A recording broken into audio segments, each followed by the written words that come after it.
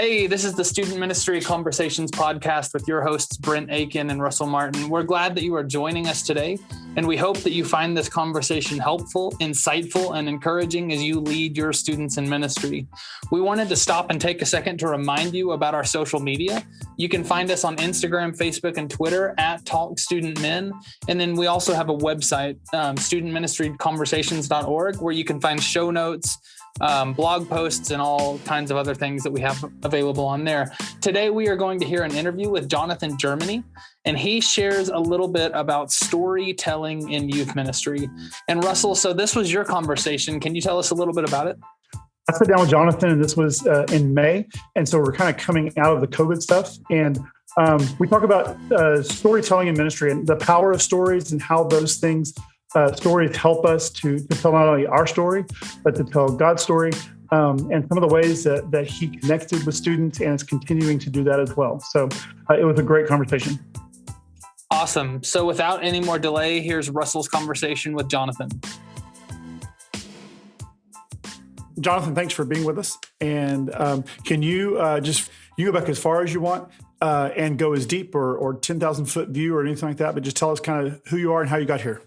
Yeah, so I'm Jonathan Germany. I am currently the associate minister at Holly Hill Church of Christ and Frankfort, Kentucky at the time of recording. But we shall see. In May, middle of May, I'll be moving to Haleyville, Alabama, to work with the 9th Avenue Church of Christ as their youth minister. So I'll be staying to work with youth and families. I'm really excited. That's kind of my passion. I really like working with young people and being able to assist with them and just join the parents' mission in training and raising their kids to be faithful servants. And I guess I've been in ministry since 2012 when I graduated from Freed-Hardeman University. And then I've just been in youth work ever since. And as long as I'm effective, that's what I plan on doing. You know, I want to help kids tell their story, but also make sure they tell the best story there is, and which is Christ. So we're pretty excited to be here. Awesome. Well, I'm glad you're here. And we met through Clubhouse. And what has your experience been with that so far? I've enjoyed it. I've been off of it for a little bit due to just busy weekends and busy weeks through this whole transition process. But it was an addiction when I first got on it. I am either all in or all out. So I was on it all the time. I might even have it up just listening to conversations while I was working because it beats music, or at the time it's like a podcast. You know, it's almost like multiple podcasts during the day. So I enjoyed it. It's good to network. I'm all about networking, and I'm all about learning from others. And Clubhouse provided that avenue to find people where I wanted to be able to connect with before. Because it's one thing to try to wade through the darkness of Facebook comments, but where you're in Facebook groups. But Clubhouse seemed to be a little bit more beneficial in our conversations, especially the ones that, you and I have been a part of, where, man, we're learning from people all over the spectrum, all over, the world, really, just being able to say, hey, what works for you? What doesn't work for you? And that's been very beneficial. Well, it's kind of what works for you and what doesn't work for you is one of the things I wanted to get into today. And so you have not been specifically with youth, but you've been kind of associate pastor, so kind of with everything right now, or? Yes, primarily it's maybe semantics, but primarily it's working with youth and families. But I also kind of jokingly call it the jack of all trades. I do youth, family, and whatever the guy that preaches every Sunday doesn't do. And and a little bit of what he does, so it's just kind of do a little, I'm learning to say no. That's kind of hard, but I just kind of like it all.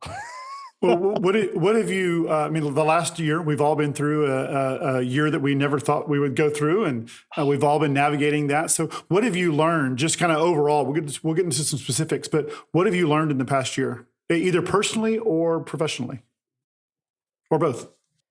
Yeah, no, I've learned that even when people are disconnected, they still long to be connected. And for some of us, maybe we're at a place where we were already with groups that were super connected. In the pandemic this last year really was hard for those because they weren't connected.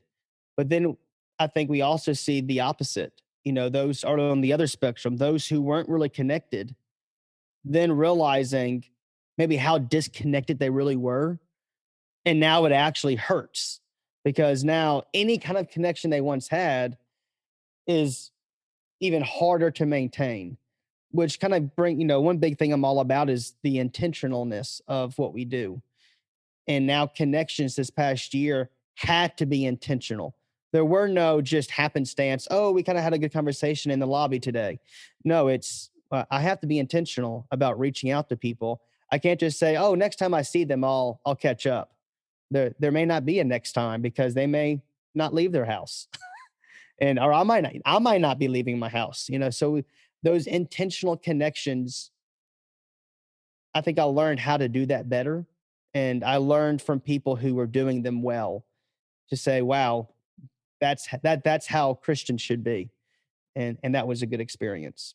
Well, kind of going with that is like, so what are some of the things you did? I mean, we don't have to go deep dive into it, but what are some of the things you did, or what are some of the things that you learned from somebody else that helped you kind of nuts and bolts to be intentional?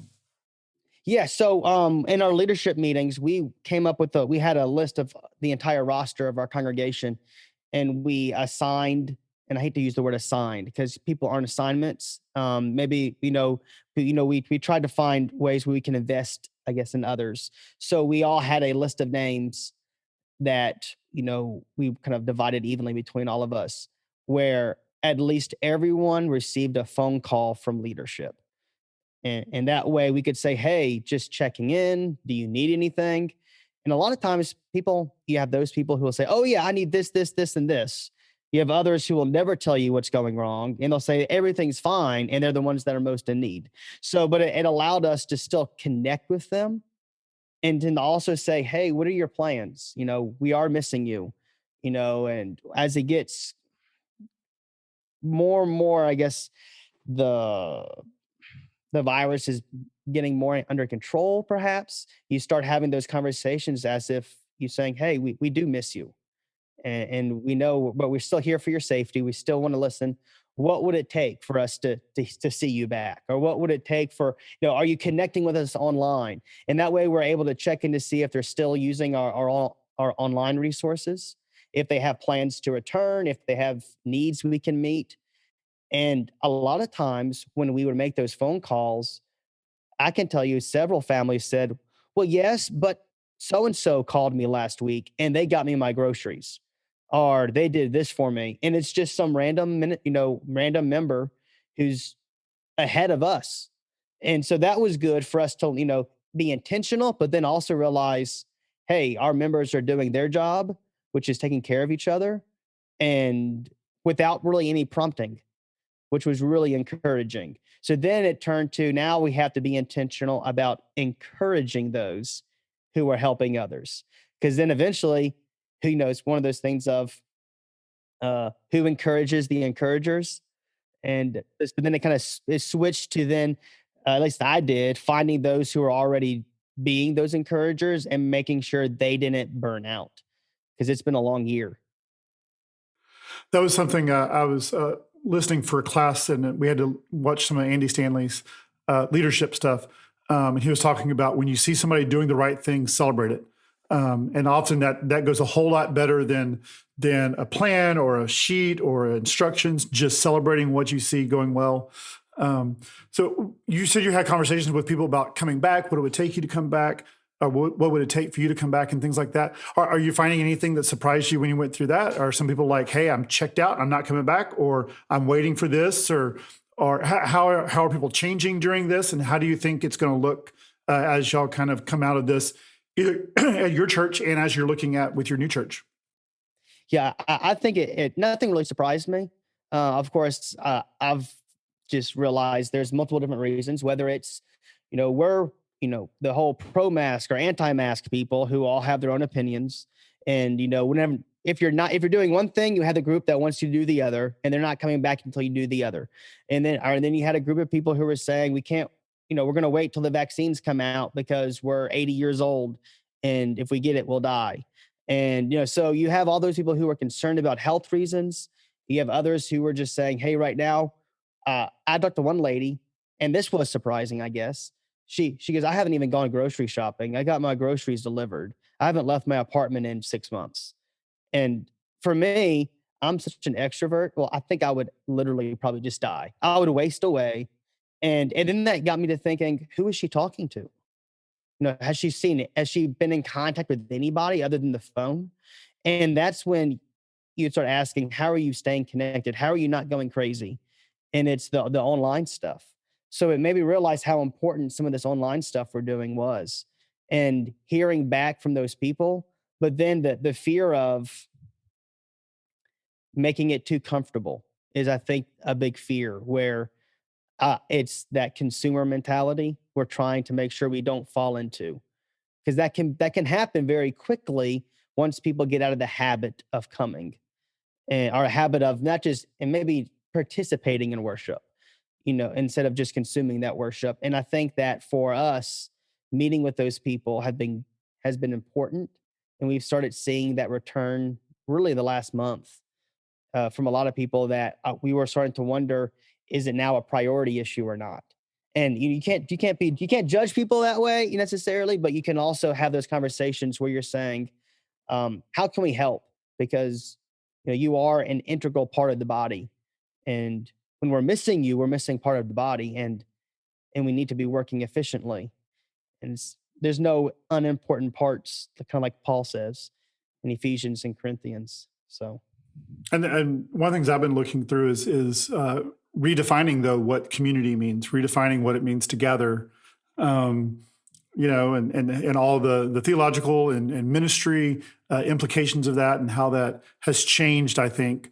And I think there'll be some tough conversations churches have, and things to look at. And so you said online was one of the things that you were connecting with. What are some of the things y'all are doing along with that? I mean, you've mentioned a couple of the rooms. You've talked about your Bible studies and things like that. So just what are some of the things, especially because we have youth leaders and church leaders listening to this, who maybe still looking for ways to connect, and maybe their state or their city is not as open as like ours is. Like, we're in Texas, so we're like, let's go. But so what are some of the things that y'all did that we could learn from?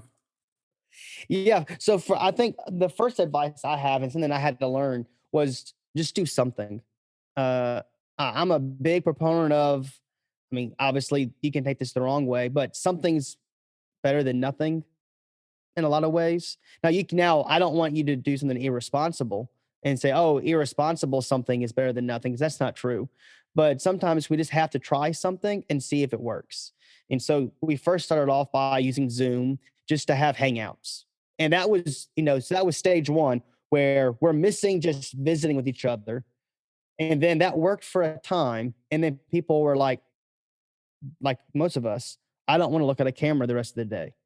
I've already looked at a screen all day. I'm done with this. So then those get-togethers, whether we were playing online games, whether we were doing the sidekick stuff with Download Youth Ministry or not, it's then changed to then just being more intentional about the time we did set aside for our classes online. And one of the biggest things, and I know you were really excited to hear about this, is we have a Wednesday night, our midweek Bible studies. So those were all moved virtually due to the pandemic. We're still doing that. That hopefully soon we'll have plans to resume everything. But for that, I am the tech guy at our congregation currently in Frankfurt, and I have the honor of running all of it. So I get to schedule the Zoom meeting. I send the email out. Then another lady forwards the email to a bunch of other people. But we have our teacher, who's our pulpit minister, and I just make him a co-host, so then I can share my screen and I can live stream everything through my end. And then I can moderate the chat. I can moderate the Zoom chat, the Facebook chat, the YouTube chat, and relay comments to the teacher. while I'm making sure it's still live streaming. So it works for now. It's a little more tedious than I thought it would be. And then we have a teen class that follows. And it struck me one day. I was like, why am I doing multiple different codes? Why don't I just use the same code? And that way it makes my life a whole lot easier in scheduling. And I can just end the live stream. The kids can come on when class starts, and we'll just make it easier that way. Because sometimes the parents would have to log off, then log back into the new code for the kids. And that just didn't make any sense. It was redundant. And then maybe I can also keep up the Zoom code, and I mean the Zoom meeting, and people can visit for a little bit. They can stick around, and it naturally. I think you put it best. I like this, the natural hallway. I think it's what you said, where I would. So our adult class is at 6:30, and our teen class starts at 7:30, and our adult class normally wraps up about 7:15. So there's 15 minutes of downtime, you could say, where I really encourage our adults to catch up, although that doesn't really happen. You'll have maybe a handful stick around, mainly your older, your older members who are saying, "Oh, you had surgery yesterday." How, they're just checking in with each other to, now I get to watch the old people network happen in real life, real time, and it's always fun. And I mean that with all respect. But we have an elderly gentleman who is, doing some cancer treatments, and he would always stick around to until my kids showed up, and he would say, "How's your day going? How's school going?" He would check in with them, and then he would stay there for about 10 minutes after the kids logged on, and then he would say, "I have to go. We'll talk later. See you next week, or see you Sunday, or whatever." And he would log off. And I had some parents who would tell me their kids really enjoyed. His name is Bob. Bob staying on. So I went to Bob and said, "Bob, I really appreciate you staying on, talking with the kids. The kids really like that." And I just encouraged him to say, "Please don't stop. And it means more than you realize." And he said, "Well, I just don't want to be in the way, or I don't want to be somewhere where I'm not, welcome." And I said, "Well, no, you're more than welcome. In fact, if you could stay for class, and they probably would really enjoy it." And I think he's maybe missed one class, and it's been, well, how many months ago did I tell you about this? I mean, 3 months ago. Yeah. So, I mean, he's been doing it for months now. And when he can't make it, the kids are like, where's Bob?" Well, Bob had a rough day today. He's not, because treatments can take a toll on you. Bob had to go to bed, or Bob didn't want to be on camera today. And just, oh man, we had a game night this past Friday. So Wednesday, a week ago, we were talking about it, and the kids go, "Hey, Bobby, you're coming to game night, right?" And he's like, "Oh, I don't know." And he didn't end up showing up again, because, it depends on how his day's going. It depends on everything else. But they were upset when Friday rolled around, and they were like, "I guess Bob's not coming." And they really have just attached themselves to this older gentleman. And it's really not because he's not really done anything unique, anything hard, anything magical. He just showed up and said, "How are you guys doing?" And then most of the time he sits in silence in the class. Now I call on him to say, "Hey, drop us some wisdom," but outside of that, it's just because he's present. And that's a huge thing for us to learn, that sometimes being present is really one of the most important things. Yeah, I was thinking when you were talking about that, I was hearing or thinking about the things we typically ask youth leaders to come help with. Hey, can you come help with game night? Can you come be a small group leader, or whatever like that? And this is just another small step. It's like, hey, can you log on? Can you sit in your house in your pajamas, or in your living room, or whatever? You don't have to get in your car. You don't have to drive. You don't have to navigate anything. You don't have to get, find your way in the church. Just click and log on. So it's an easy way. I think we need to find as many of those easy ways to minimize the hurdles and maximize the impact.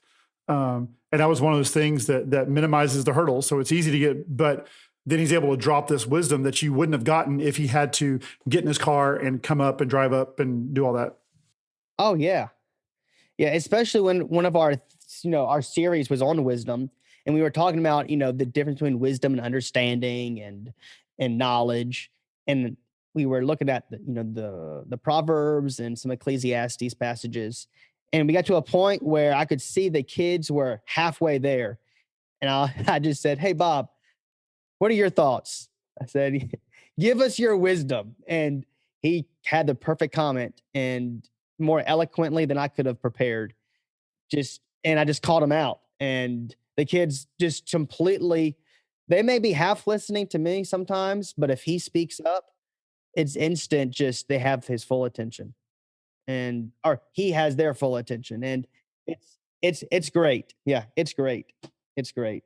Well, one of the questions I've been asking a lot of people in this space, there's two of them. So the first one is this, is what is something that I think I've mentioned this in some of our rooms. What is something you started doing in the past year you won't stop? And what's something you stopped doing in the past year that you will never start again? So basically, how did COVID change your ministry forever, possibly? Yeah. I would say videos. I've always been interested in them, but I've never just made the time to say, I'm going to do this right. Pre-COVID, I did some videos where I'll do like a little 3-minute video weekly. And I just started with my phone. Then I upgraded to the church camcorder that we finally bought. And then once the pandemic hit, I realized, man, might be one of the only ways we can really connect with people right now, early during the shutdown. And so then from then on, just went full-fledged investment in nice camera, got lights, just went all out, and this started a podcast because, well, I need to do something, and this can connect with people. And that podcast came off of the videos, and everything just kind of grew naturally, but also because of this past year, learning to do more things virtually and the importance of online content is something that I'll probably obviously continue doing. And I've made it made it known to the congregation I'll be moving at in just a few weeks that this is important to me, and I can plan on continuing that. And, every interview I had, I made that very, very much known that this is part of what I'm bringing to the table. And if we're not on the same page, then maybe we can find somebody else, because this is who I am now. This is what I do now, and it's important. And I think it's beneficial for our members, whether it's the podcast, whether it's my little devotional video, whether it's, I'll tell you, the most awkward thing to learn to do is to sing VBS songs in front of a camera by yourself, and for little kid songs, or now I read a Bible book, a little read aloud Bible story kid book in front of a camera. And just learning to be expressive in front of a camera with nobody else in the room was very awkward very early. But and sometimes I say, it's really not for me, it's for these kids. Because the kids the kids are missing out too, our little ones. So that's something I'll keep doing. I joke, and I can't get away with this, but one thing that we didn't get to do during last year that I would like to not do again, easy. Lock-ins, right? Lock-ins need to die. But everywhere I go, when you're interviewing or you talking to a youth group, these kids, we can finally do lock-ins this year, right? So I don't think I want to be able to get out of it, but the lock-ins are still not COVID safe. So no matter what, even 15 years from now, lock-ins are not COVID safe. Nothing good happens between 2 and 6 at a lock-in. No. Well, I tell you that the best thing I ever did with a lock-in was I discovered that I can take them to a trampoline gym and I can wear them out for 2 hours. We can go get pizza, get back to our building about 11 o'clock at night. I can give them free time to relax after jumping for 2 hours. Now it's midnight. Now we have our midnight devotional, and now I'm halfway over. And they're tired. Success, right? But it's still the older I get, and I'm not old, but man, I remember when I was a teenager, I could do 2 lock-ins back to back, and I would be just fine. Now I'm like, oh man, I think Satan invented lock-ins, right? I mean, I did one, I think in my 7 years of being a youth director, we did one. Like it wasn't our culture. So set your culture where you go, set the culture, and be like, tradition, we didn't do it last year, so we can't do it ever again. Well, see, as I was interviewing, one of the kids already said, you know what lock-ins are, right? And I couldn't lie. I'm like, I've never heard of a lock-in before. What is this heresy? But no, I'm sure I'll get stuck doing them. But it's a way for me to get volunteers. Hey, 2-3 hour shifts. Let's go, guys. Yeah. And, well, you talked about the importance of video, and this is kind of, I also wanted you to talk about storytelling and telling stories and how you utilize that. Yeah. So what did you, why was video important? What did you learn that was important about that? And then kind of working in with storytelling. And then after that, I want you to give us just some quick tips for somebody who is like, hey, I've got my cell phone and that's it, but you just convinced me that I need to do video. So how do I do it? So going back to the first one is why was video important? Why is storytelling important? And how did you kind of mold those two together? Yeah. So video is important because it's just, people are more willing to watch a 1 to 3 minute video than they are to read a blog post today if they're under a certain age. And I used to blog a bunch, and for my blogging, I had the rule of no more than 3 thumb swipes on a blog post, otherwise people give up and stop reading. And that's a pretty good rule of thumb. For a video, after 3 minutes, it's hard to capture people's attention. Unless it's super engaging. But especially for kids, those short videos, either on TikTok, on Instagram, with reels and stories, they'll watch those for hours and just non-numbing. But if I can find a way to get in there and just have some fun or drop some good truth, it's for me, it's a way for me to stay connected. They're still seeing my face. They're still hearing good content. They're still hearing something of Christian values. And then it might maybe motivate them to say, hey, I'm at least feeling, I can go do something. Maybe I challenge them in the video to do a service project, or to find creative ways to serve others, or maybe just a simple, hey, today, stop what you're doing and go call somebody. We haven't seen them in 6 months. Just something very simple, where maybe with storytelling, you can word it in a way where you're painting a picture of, wouldn't it be nice if this happened? Or wouldn't it be nice if we lived in a world where it was like this? And when you paint that picture for them, you instantly have them thinking, well, yeah, sure, but that would be nice, but it's not possible. And then you can say, well, here's how it's possible. It kind of starts with you, or it starts with me. It starts with all of us working together to achieve that picture we have in our mind that, it would be really nice if we could get there. And during the pandemic, we've really bought in the lie of, it just will never be the same. Or maybe that's actually not a lie, but maybe it's I can't wait till we get back to normal. And we have a bad picture of what normal looked like. I think you and I have talked about in our Clubhouse, rooms, normal wasn't any good. I don't want to go back to the way things were. So, part of these videos and part of what I'm trying to tell our kids now is, man, let's get on the other side of this, but let's be better than we were before. Otherwise, this whole year meant nothing, because there were lessons to be learned this past year. And maybe those can be good stories to share, not just facts. If we just share pure facts and information transfer don't really help with transformation.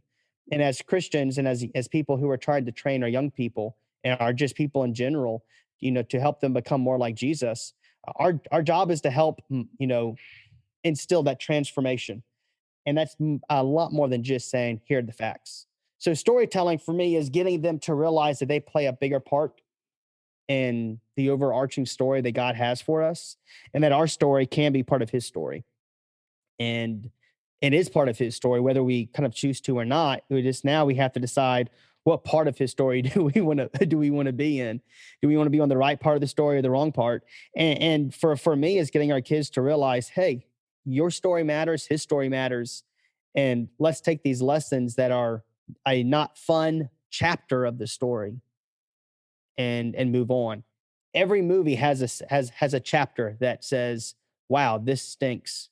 This is not the way I thought this would be going." Every character, we looked at Lord of the Rings, the moment where Frodo and Sam are traveling, and Sam goes, "I figured it out."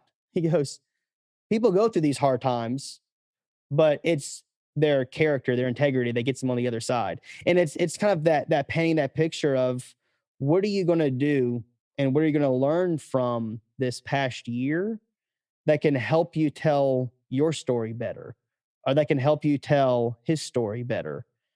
And I think videos is a good way to share that, because well, for me, I just like it, but I think people are more apt to watch that than to read a 3-minute video is a long blog post. You can say a whole lot in 3 minutes, but unless that's just kind of the attention span we have of today. So for me, that's just a more effective, I guess, avenue of the communication for at least my abilities. Well, and we'll get to some video specifics in a minute, but I wanted to jump in because you talked about telling stories. And so if I'm listening to this and I want to tell better stories, do you have any tips?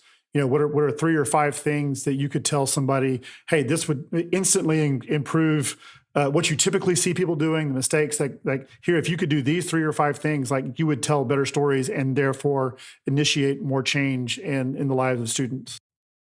Yeah, I would say, that's putting me on the spot here, but I would say simple. You don't have to be all fancy with it. It can be as simple as, hey guys, I try to tell our teenagers part of sharing your story is trying to help them learn to share their story. It's as simple as just saying, I was once here, but because of God, I am here now.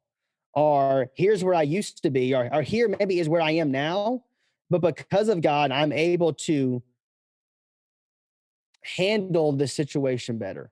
Just because something's not in. So I think for us, as part of sharing that story, is being okay when things aren't going great, and being able to be vulnerable enough to share those parts of our lives. So it all comes down to genuineness and vulnerability, I think, because especially when you're working with teens, teens will tell, oh man, they'll call you out if you're not being genuine. And now vulnerable is a whole different story. You can be too vulnerable with teenagers where it may not be appropriate, but they'll tell if you're not being genuine. If you're making up something or you're just full of fluff, they'll say that's not okay. I'm out, and you'll lose them. So I think part of that would be one of my first advice is to be genuine, be vulnerable, to not try to be too fancy in what you do. Something that's less specific is, I have one right here and the other one's upstairs, is 2 books I would really recommend. One of them is Epic by John Elridge, is a great start. This is all about storytelling, the story God is telling, and it's fabulous. And then another one that I just read, just came out in the last couple months, came out late last year, by Harris III, called The Wonder Switch, and about unwaking wonder. And it's very good for someone who likes to use their creativity. We all have creativity, by the way. Don't think you're not creative if you're listening. There are, and creatives it should not be a noun. We all can use creativity. It's just if we're unlocking that creativity. So I think and he talks about that in that book. But for me, that was important in just realizing that it's how we communicate. The Bible's full of stories. Jesus used parables, and he didn't make them all fancy. So I don't have here's advice 1, 2, 3, 4, 5. And I'm sorry you caught me off guard, but I would just say, don't think it has to be fancy. It is really the go-to, and just communicate in a way where you use real life examples. Sometimes I have to say, hey, We're talking about patience. I might bring up a time where I'm not patient. Well, I'm not a patient person anyway, so that's really easy for me. But kids want to hear that. You can say, "Hey, I've been there, and here's a story I can tell about that. But because of Jesus, here's how I can find it easier to respond in a patient way when this happens." And that way you're sharing that transformation that Christ has done in your life, and you're telling them, hey, this is what being a Christian is really about. And it's okay if you're not perfect, but share that with others. And that's really this part of that storytelling, is letting people in your lives, I think. I hope that makes sense. No, that does. That's really good. So I'm going to switch gears and go back a little bit about to pre and post pandemic things and ministry. And one of the things that I've picked up a lot from talking in conversations is people talked about innovation. We're innovating. And then a podcast I was listening to said, be careful the difference between innovation and adaptation. And the fact that there were a lot of things that said we're innovating, but we were doing it for a short time. We were just adapting to that. So do you kind of just kind of two thoughts on that? One is, do you see this as a time of adaptation or innovation? Maybe how can we make sure we are innovating? And then are we going back to how it was, even though we said we wouldn't? So I'm giving you a whole bunch to talk on, and you can just pick and choose. We can just have a conversation. But that was one of the things that for so long, especially 3 months ago, 5 months ago, 6 months ago, everybody was like, everything's going to be different. Everything's going to change. We can do this online. We can connect. It will all be, great. And then all of a sudden we start getting back, and mask mandates start lifting a little bit, and restrictions start lifting a little bit. And, are we going to keep, do you see, I see the pull to be like, well, that sounded great 3 months ago, but now we can get back to how it was. So I just love any thoughts in that area. Yes, lots. Okay. So, here's one thing. I think we need to be doing both innovating and adapting. I think there's a place for both of those, because I think we can try to out innovate ourselves. We can try to be too creative or too different, where then we end up really being counterproductive. And adapting means, hey, we need to learn where if something comes unexpectedly, we have to adapt to the situation. So we have to be flexible enough to do that in some things. But I think that innovation is important, as long as we don't try to say, look how awesome we are, we came up with brand new things. I mean, innovation can be a prideful downfall if we're not careful. And we can try to be too fancy with spreading the gospel, where gospel still has its power by itself still. So I don't want my creativity to outshine the gospel, if that makes sense. I don't want, look how fancy and unique we're being, to trump the message we're trying to communicate, which means there has to be that balance to everything, which kind of goes back, or kind of brings us to that next part about, do I see us going back to the way things were? And yes, we got super excited when, I say that we were super excited when things shut down, and we realized we can still connect this way. And man, I'm calling people once a week, or every day. I'm delivering groceries once a week. I'm doing this. And our members, a lot of people were on fire. And then all of a sudden, a month in, they're going, okay, hold up. When are we going to get back? This is hard. When are we going to get back to the way things used to be? And it's almost, they realized during those few weeks, like a lot of us witnessed, we saw a lot of, this is the way church should have been all along. And then a month later, it was, okay, that was tiring. When are we going to be done with this? And I think that speaks volumes to anything that's worth doing is going to be hard. And living the Christian life is hard. It takes intentionality. It takes that transformation I keep mentioning.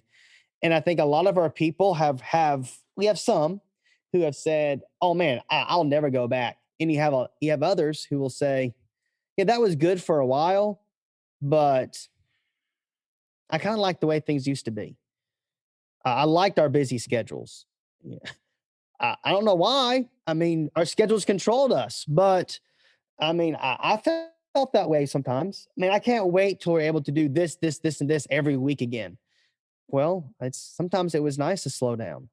It was nice to take those times where, you know, man, I was more intentional with maybe you're listening, you're saying I finally intentional with my Bible reading plan, or I was finally intentional with my prayer life. But I can't wait till sports open up again so I can take, every weekend, on travel ball, or I can do this, or this, not coming down on those things at all. But it seems to be we were so ready to move forward, but then we realized what it would take to move forward. And it seems there's two movements, those who are saying, we're almost there, let's push through. And you have the others who are saying, thanks, no thanks. It was nice for a time, but this was easier. And easier isn't always better.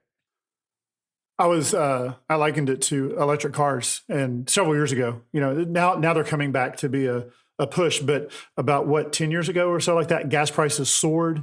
And it was like, everybody was like, we're going all electric cars. And then after about 6 months or 9 months or so, gas prices went back down, and they were like, and we're going to start producing SUVs again. Like, and it was like, when it needed to, we were like, this is the way of the future, until it got back to where it was like, oh, but we don't need to, so we can go back to how it was. At least we knew that, at least it was comfortable. And so, yeah, I mean, I see that. I struggle with that as a pastor, and saying, what are the things that we are going to keep doing? What are the things that were important? And one of the other conversations I had with on a previous podcast was talking with a youth pastor, and he said, I'm going to change the way we do things by being more intentional. So he was going to change instead of trying to do everything in one night, like games and worship and all those other things, he was being much more intentional about it. So it was interesting because he's kind of rethinking his entire ministry and how he does the ministry coming out because of some of the things that were revealed while doing this. And so anything on that you're thinking, especially as you go to a new place? I guess it's just for me, going to a new place it's going to require a lot of listening to see where everyone is, because I can't completely say, here's the plan, let's do it, until I get to know the people to see what are they needing right now. Are they needing connections? Probably. Or just like a lot of us, are they needing this, or this? And then planning around that. Especially, I mean, if we have learned one thing during 2020, it has to be the importance of listening to each other. Whether it was the pandemic, whether it was other division, whether it was the hate we saw in 2020, it all stemmed from selfishness and helping paint, again, that story. Selfishness destroys. And using these examples of current events to say, how many of these could have been unavoided? Could have been avoidable. There we go. Sorry. How many things could have been avoidable? Or because of these things, what conversations actually started taking place? And once they did, people are like, oh, yeah, that needs to happen. Oh, wait, that's a lot of work. We'll just talk about it. And it goes back to that adaptation versus innovation. Innovation doesn't necessarily mean you're implementing anything. I can be really innovative and say, hey, this would be great if we did this. But we're not going to do that.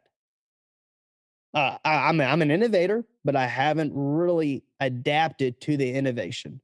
So I think they're not really mutually exclusive either. But I think that's something that I've learned for moving forward and changing ministry is, what have we learned, and are we actually willing to do what it takes to make a change? Because until we're willing to do what it takes to make a change, we'll never move forward. We'll never make it. We'll never transform, and we'll keep asking ourselves, or maybe not keep. Maybe we'll ask ourselves in a year from now, did we miss our opportunity? Did we miss our opportunity when everything was shut down to, and I won't say reopen because I and maybe it's just semantics, but to relaunch something new and what Christ really had in mind. Awesome. So we have a few minutes left. Why don't you tell us about your podcast, what you are doing with that, kind of how it started and when it is and where we can find it and all those things. Yeah. So I am the host of the Crossways Podcast. My co-host is Joshua Fowler. He's down in Baton Rouge, Louisiana. And it really started with, I was doing a 3-minute video called Thursday Threes. Just in a very simple, again, trying to keep it short where people would actually watch it and not get bored or tune out. And I'm part of, and I was approached for those videos to be part of the Ministry League, which I serve and help out with. And we have, I don't remember how many podcasts now, but then I asked our network director if I could turn my Thursday 3 into a podcast, but I would want to do a live show. And then it became the Thursday 3 video served as a promo for the podcast. And those were also on Thursday. And then it naturally grew into let's make those two stand alone. And I just made Crossways its own thing. And it grew out of just the pandemic, out of being a part of the Ministry League, which has, again, all sorts of podcasts on there. We have our own app. And then that's just went from interview style to then just grabbing a co-host, which my friend Joshua and I just do. And right now we're working actually through storytelling. We're going through the book Epic right now. I don't know when this will post, but in time of recording, that's what we're working through. And it's really encouraging for us. For us, it's not about getting more listeners. It's almost just good for us to talk through topics. It might be therapy to us. It might be encouraging to us. And if people listen, that's great. So we would love to have you there. Listen to us. We do live on Facebook, hopefully live on Facebook and YouTube soon on Thursdays, 12 o'clock Eastern, 11 o'clock Central. So grab your lunch and join us. And but if you don't join us live, we're on pretty much anywhere you listen to podcasts. Spotify, Apple Podcasts, what are all the other ones? Overcasts. Everywhere. I'll just plug it into the system and the system says it's been sent everywhere.